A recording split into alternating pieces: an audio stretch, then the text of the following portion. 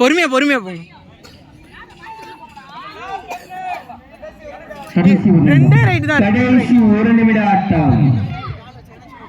இது ரெண்டே ரைட் தான் இருக்கு, பொறுமையா என்ன போதும். இதற்கு அடுத்த ஆட்டமாக இளஞ்சித்து பழனி அணியினரும் அதனை எதிர்த்து விளையாடும் மூணாண்டிப்பட்டி அணியினர் தங்களை தயார் நிலையில் வைத்துக் கொண்டு ஆடுகளம் நோக்கி வருமாறு கேட்டுக்கொள்கிறோம். நேற்று உங்களுக்கு இறுதி கட்ட அழைப்புனே, மேட்ச் முடிஞ்சு டக்குன்னு வாங்க.